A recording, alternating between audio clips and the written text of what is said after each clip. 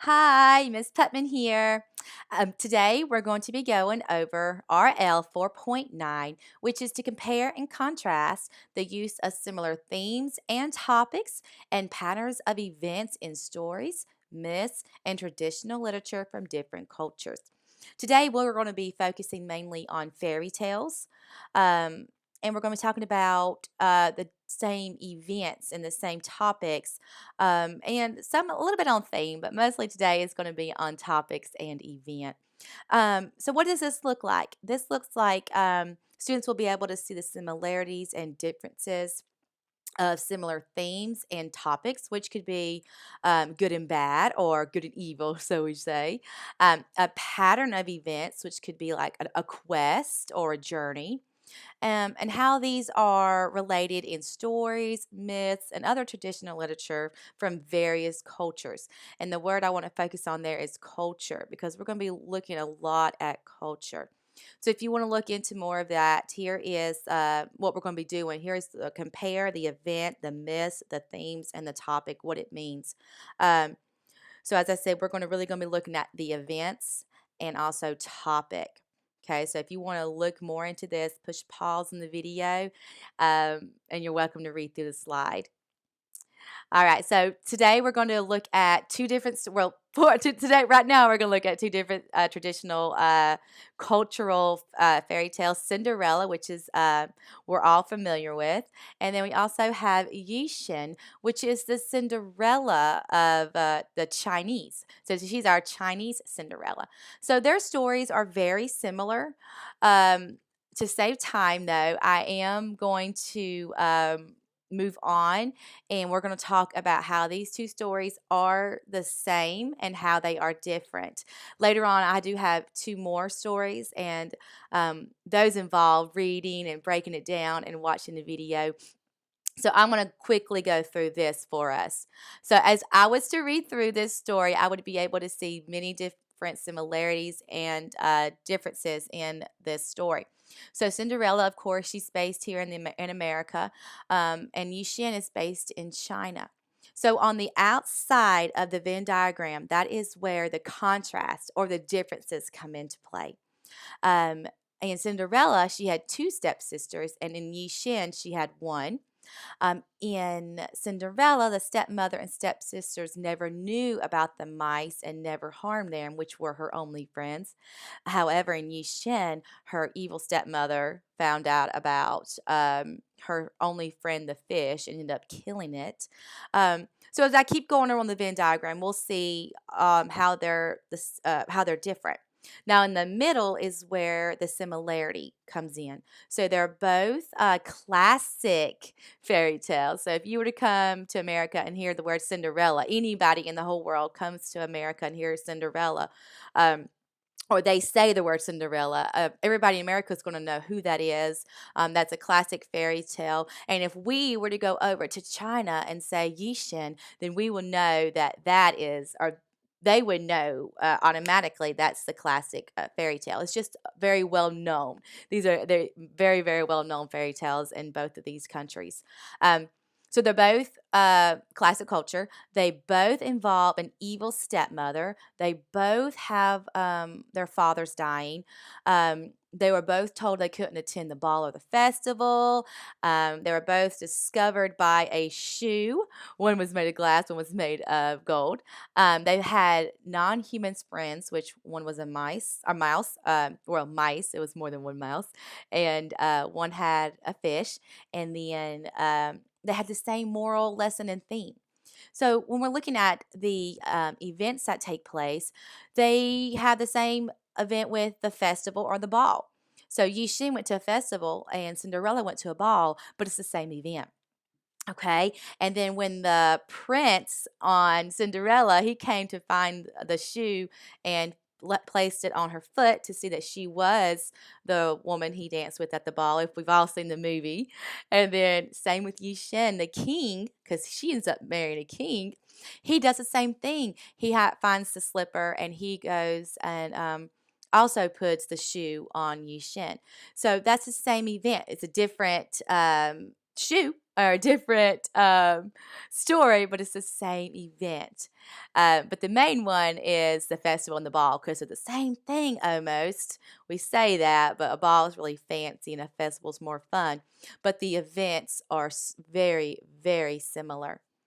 All right. And if I was to go back into the story, you could see I highlighted how they're where they're the same and where they're different. So, for example, in Yishin, her father dies, and Cinderella, her father also dies.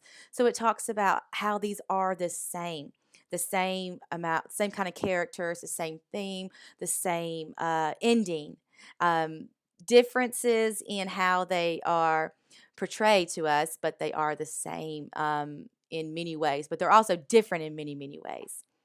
Okay, so we are going to read the classic fable, The Boy Who Cried Wolf, and then we're going to watch a video on a very similar story called The Boy Who Cried Bigfoot.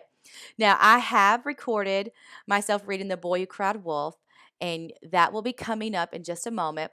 And right behind that story, the video for The Boy Who Cried Bigfoot will come on. So make sure when you see The Boy Who Cried Wolf, don't close it because it's going to come right into the next video. So while you're reading, though, these are some questions I want you to ask yourself and to keep track of. And you can track them down on a chart. You can track them down on paper, however you want to do this. But ask yourself, how does the first version differ than the second version? So how does The Boy Who Cried Wolf differ than how the Boy Who Cried Bigfoot? How are they the same? Are the themes the same? Are the plots different in the story? What is the same? Do they have the same setting? And then, in your opinion, which text was better at getting the point across or the lesson across?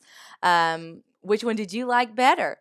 And also, How did the characters solve problems in the same way? Um, think about how they solved it, and are they similar? Are they different? And how were their solutions different? So um, while I'll show that part of the video and that book, make sure you try to keep these in mind. I know it's a lot of questions, so really just think about, if you can, how they're the same, how they're different. And when you're thinking about how they're the same and different, think about the events, think about the message of the story, think about the characters, think about how they are very similar or different. I know I keep saying that, but that's a lot to this story, to this standard. So make sure you really look for the compare and contrast as we go through this. Okay, so give me just a moment while I pull up the video. Hundreds of years ago, a young boy was given an important job to do while his parents worked. He was told to spend the days on a rocky hilltop near his village, guarding the family's flock of sheep. There were several dangers for the sheep if they wandered away from the flock. In winter, they could get lost in deep snow or fall over a cliff in the thick fog. Occasionally, a daring thief would try to steal one of its valuable wool and meat. Sometimes a hungry wolf would come out of the nearby woods to hunt one for a feast.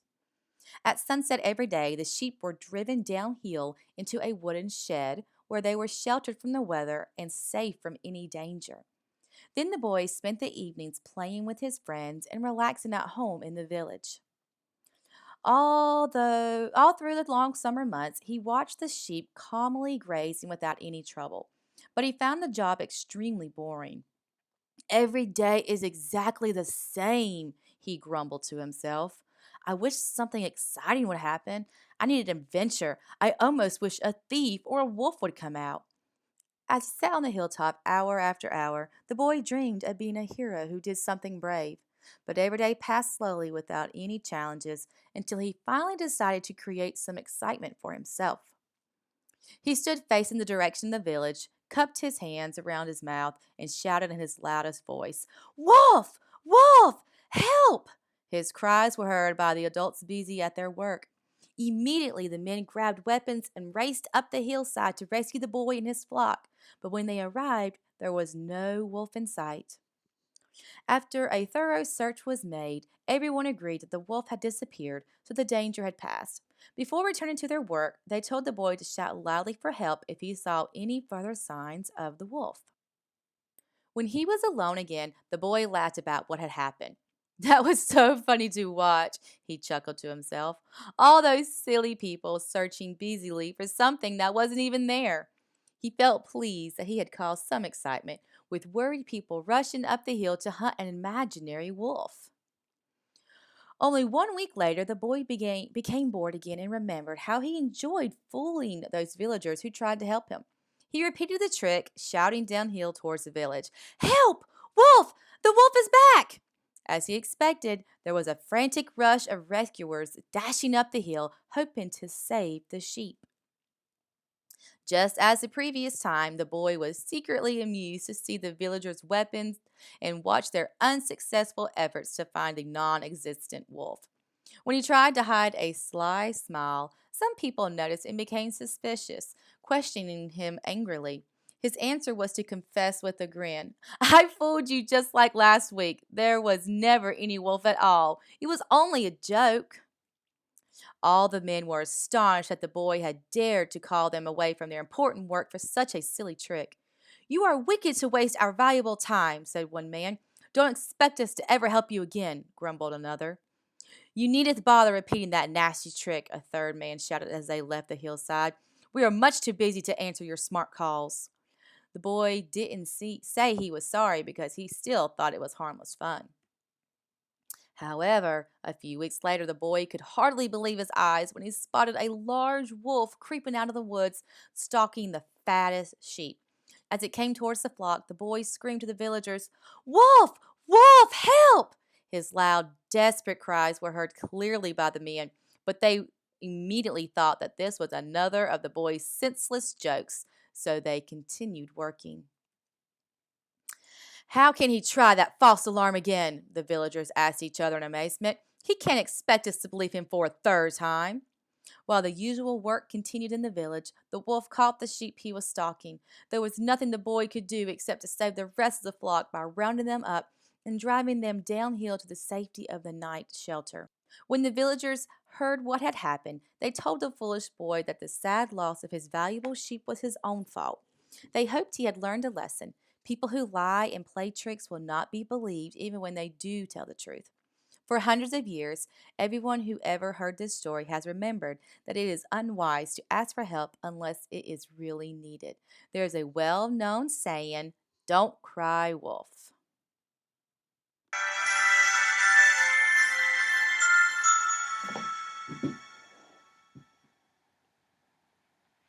Dreamscape presents The Boy Who Cried Bigfoot by Scott Magoon.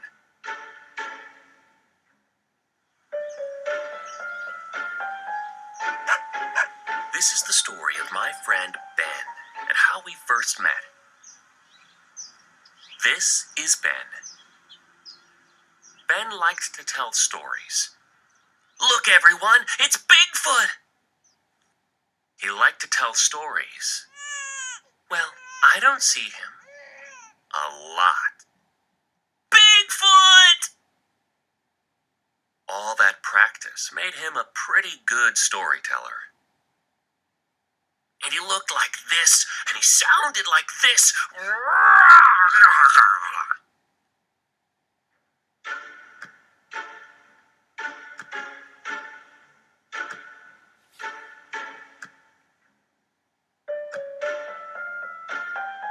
He even used props. What a tenacious little fellow he was.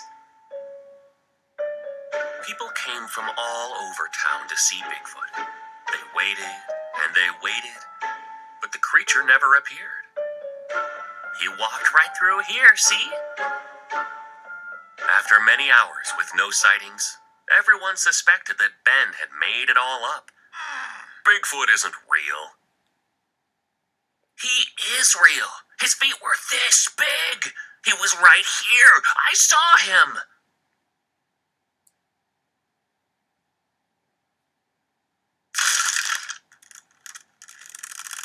"I don't ever remember crossing paths with you, Littlefoot," I said. "Baba, Bigfoot?" I didn't normally talk to a Littlefoot, but there was something about this Ben I liked. He was a determined fellow. I also liked his bike. I asked, "Mind if I take it for a ride?" "Bigfoot! Bigfoot! Bigfoot is stealing my bike!" "Coming with?"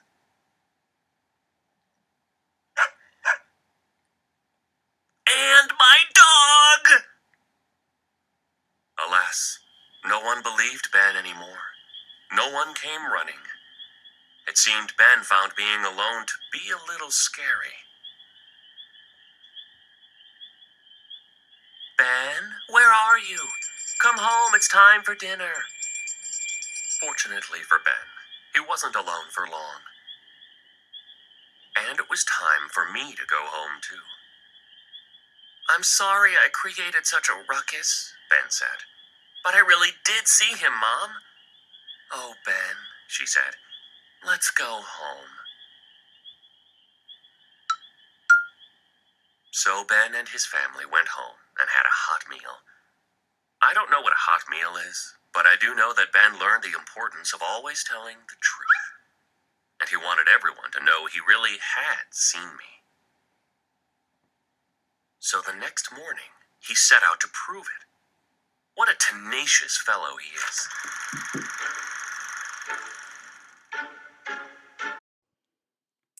All right. So while you were watching the video, did you take down any notes? Did you notice similarities, differences? Did you notice if some of the events were the same? Did we have the same characters? Look back over your paper real quick and I will show you what I got. So while reading this story and while also reading or watching the video, I was able to notice some differences and similarities as well. Now, I will say I've noticed a lot of similarities as I was watching that cute little video. I thought this is a lot like the Boy Who Cried Wolf, but there's also some differences. So, the Boy Who Cried Wolf is here on. Well, it's my left, but I think it might be your right. But over here, the Boy Who Cried Wolf, it took place a long time ago. We could tell by their clothing. We could tell about how they kept talking about the word village. That word's still used a lot, but not so much anymore. It's used in third world countries and other remote areas of our world. So it was taking place a long time ago. Now, looking over at the Boy Who Cried Werewolf, we were able to see that it was taken more recently. We could tell because he had a bicycle. Bigfoot, he's been around for a long time, but he's gotten popular over the last 5 years or so. But you can see even back at his home, they were having dinner together. He had lights, so we could tell that it was more of a modern story. So it was taken most recently. The Boy Who Cried Wolf, the wolf was violent and attacked the boy's sheep. Now, on Bigfoot, he never attacked anybody. He did borrow Ben's dog and take him for a ride and hung out with him all day, but there was no violent act. And did you notice that the Boy Who Cried Wolf did not have a name? Or if he did, they never said it. If you did catch that, let me know because I didn't catch that. I was looking for it.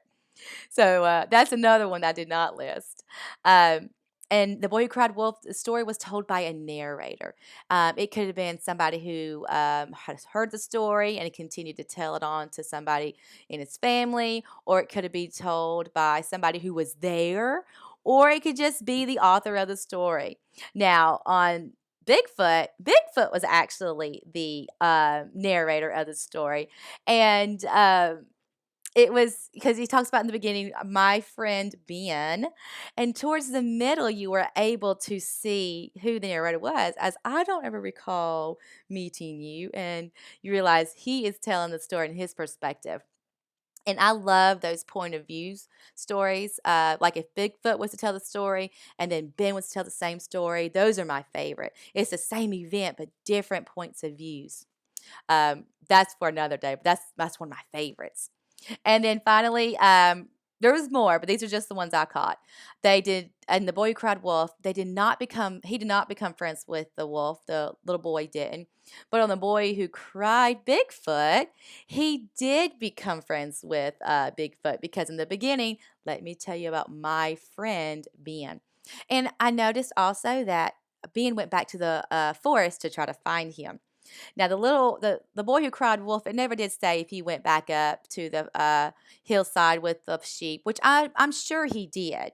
but I'm sure he was keeping his eye out for the wolf just as Ben was for Bigfoot, but he was not looking a watch out to excited. He was watching out to make sure nobody was going to take any more of his sheep.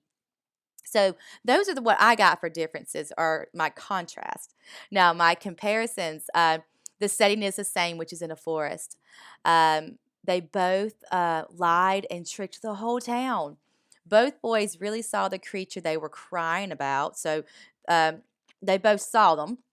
Nobody believed them when the creatures appeared because why? The same lesson and moral because they were lying, so no one believed them. And then when they actually did see them, no one came to see or to help in the boy who cried wolf's case. So those are what I got. What did you get? Did you have any that are the same as me? Did you have any that are different? Let me know. I'd love to hear about it. So that is what that is.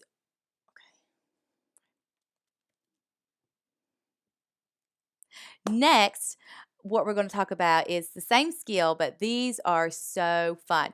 Have you ever heard of a fractured fairy tale?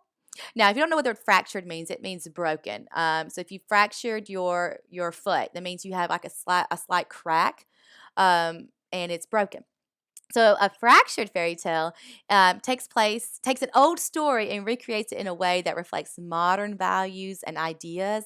They are made to make you laugh. Now they are mostly modern, but there are some that are not, and they're taking they go back a couple of 100, 200 years maybe, because some fairy tales are based so long ago we don't know exactly when the time era is. We can just look at the characters' demeanor, how they act in the story, the way they talk, or illustrations. Illustrations tell us a lot about when a story takes place. But a fractured fairy tale can take a funny story, a funny fairy tale. Oh my goodness, a fairy tale, and turn it into a funny story. So, example of a fractured fairy tale could be Sleeping Beauty and Leaping Beauty. So, as we know, the classic fairy tale is Sleeping Beauty, which I believe she took place back in 1930 or 1940. I cannot remember, but I know she was back in that era. And Leaping Beauty is more modern.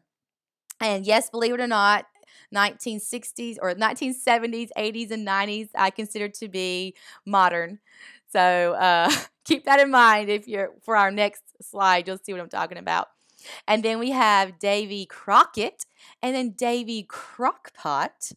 So Davy Crockett is our classic fairy tale, and then Davy Crockpot is a really funny recreation, fractured fairy tale of this story. It's a lot of fun. You'll enjoy reading that if you ever get your hands on it. But I also have a reader's theater of that I'll be happy to show if anybody's interested. It's a lot of fun. And then another one that has a bunch of fractured fairy tales combined is the Stinky Cheese Man. He is really funny. He takes a lot of those poems, or not, I'm sorry, poems, fairy tales and fables, and he makes them funny. He turns them around. He'll take the big bad wolf and the three little pigs, and he'll actually make the three pigs the enemy and the wolf the right guy, or the good guy. So he sometimes switches the villains. It's really fun. I recommend reading that if you haven't. So, what can you do to show understanding on RL 4.9? So, what you'll do is you're going to pick a classic fairy tale or fable. And if you don't know any that off the top of your head, then what you can do is go straight to step 2. Go to YouTube, and then step 3, type in the search bar of the videos, fractured fairy tales. You're going to have a lot pop up. And you're going to see some that you recognize. They're going to be fractured, but you're going to be able to recognize the original fairy tale from looking at that little clip of that video. So while you are watching that fractured fairy tale, keep a list of all the differences, all the similarities, but make sure you label them because this is going to come in handy in a little bit. So I recommend for me, I would have the boy who cried wolf on one side and then the boy who cried Bigfoot on the other side. Now, I was able to get a PDF copy of that book from a website. So if you want to look up a website and you can use it on Cami, if you're familiar with Cami, you can write it out on Cami and complete it that way. But regardless, keep them separate. You can even do the Venn diagram. That's really easy. You can just take a piece of paper and draw two circles and make sure you leave space in the middle for similarities. Or you can make it more fun and you can get two hula hoops if you have hula hoops. And you can write on napkins your similarities, and then you can write on toilet paper the differences. I don't know. Maybe we should do that. But make it fun. Make it fun for you, because this is a standard that is a little bit of takes a little bit of work to this, but once you get to it, it's a lot of fun. So as you are watching your video, do pay attention. Are the characters the same in the original story as the fractured fairy tale? Do both stories have the same event, problem, solution, or moral? What was the major difference you noticed, and what was the major similarity you noticed? And then next, I'm going to have a flip grid, and I want you to record your answers on the flip grid. So on the flip grid, you'll be given plenty of time, but give the original title of the fairy tale or fable you're going to be using, and then give the name of the fractured fairy tale video that you watched, and then talk about how they're the same and how they're different. And you're welcome to comment on others who respond. Watch, it's going to be a lot of fun. I'm excited to see them. So I do hope this has helped you with RL 4.9. Just a lot of comparing and contrasting, making sure students are able to pay attention to detail and pull out those differences. So if you have any questions, let me know. Thanks so much.